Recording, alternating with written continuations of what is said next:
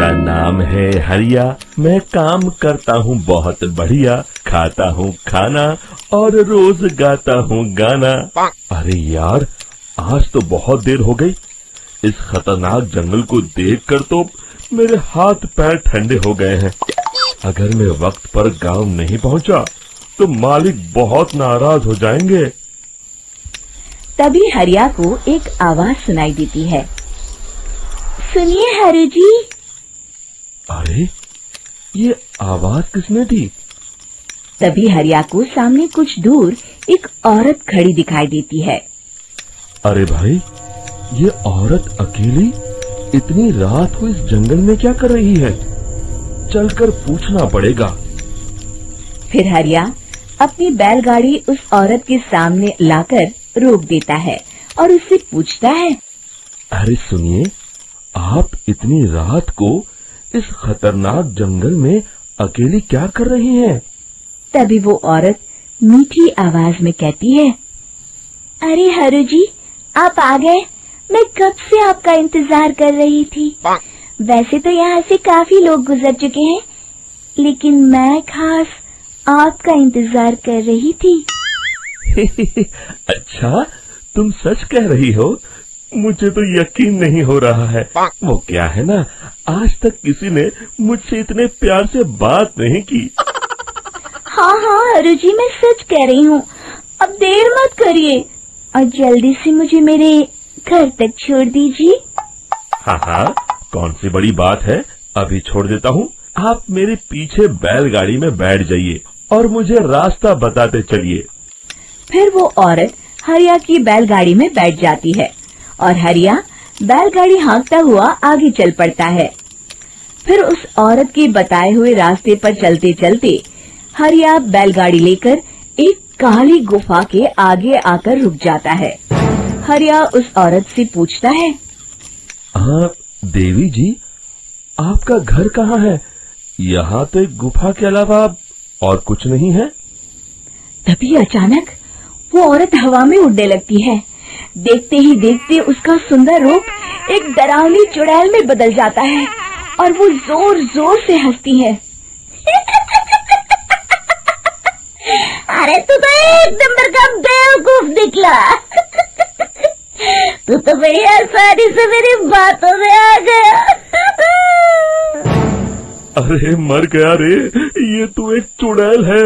हे भगवान बचा ले, ये तो बड़ी डरावनी दिखाई दे रही है।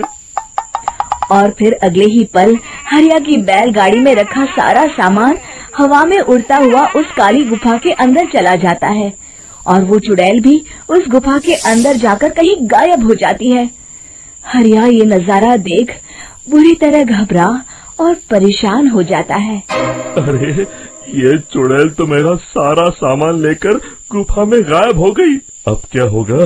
अगर मैं गांव खाली हाथ गया तो मालिक मेरी अच्छी खबर लेंगे। मेरी इस बात का कोई यकीन भी नहीं करेगा।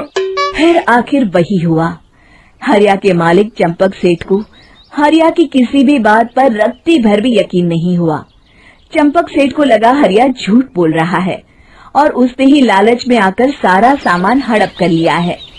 फिर हरिया को बेईमान समझकर चंपक सेठ उसे काम से निकाल देता है। अगले दिन अपनी दुकान में परेशान बैठा चंपक सेठ गुस्से में बड़बड़ाता है। अरे, दुकान में तो सामान बिल्कुल भी नहीं है। अब मुझे ही शहर जाकर सामान लाना होगा। फिर वो अपनी बैलगाड़ी लेकर शहर चला जाता है। शहर से सामान लेकर जब चंपक सेठ वापस गांव लौट रहा होता है, तभी उसे एक आवाज सुनाई देती है। चंपक जी, ओ चंपक जी। अरे, ये तो कोई मेरा नाम लेकर मुझे पुकार रहा है। फिर उस रास्ते में वही औरत खड़ी दिखाई देती है। फिर क्या था, हरिया की तरह चंपक सेठ भी उस औरत के पास अपनी बैलगाड़ी लेकर जाता है और वो भी उसकी चिकनी चुपड़ी बातों के मुंह जाल में फंस जाता है। फिर चुड़ैल उसे भी अपनी गुफा तक ले जाती है और उसका सारा सामान लेकर गुफा में गायब हो जाती है। बेचारा चंपक सेठ लाचार होकर खाली हाथ गांव लौट आता है। फिर ये उस जंगल में रोज की बात हो जाती है। जो कोई भी शहर से कुछ लेकर गांव की तरफ लौटता, वो चुड़ैल उसे बेवकूफ बनाकर उसका सारा सामान लेकर गुफा में गायब हो जाती। एक दिन हरिया एक लकड़हारे को उसी जंगल की तरफ जाते हुए देखता है। फिर हरिया उसे रोकते हुए कहता है, अरे भाई, क्यों अपनी मौत को दावत दे रहे हो?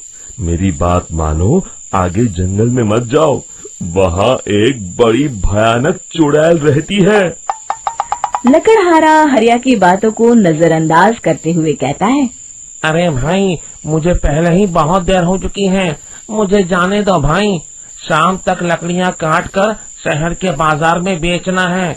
तुम अपनी ये कहानी किसी फुर्सत में बैठे इंसान को सुनाओ, मैं तो चला। इतना कहकर लकड़हारा वहाँ से आगे जंगल की तरफ चला जाता है।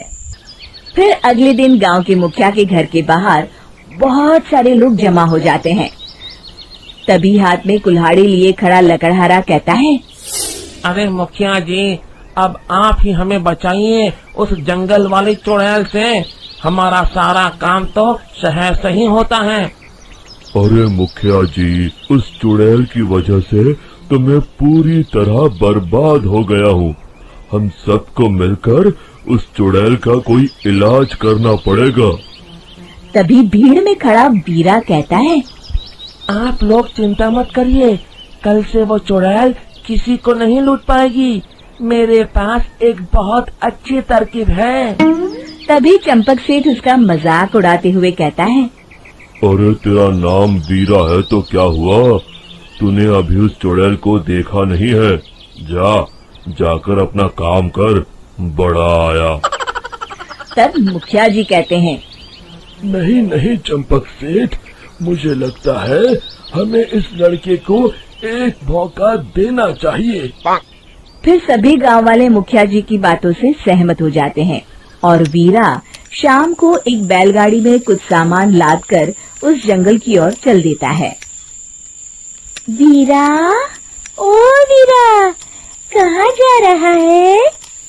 तभी वीरा मुड़ के देखता है, वही चुड़ैल एक औरत के रूप में खड़ी है।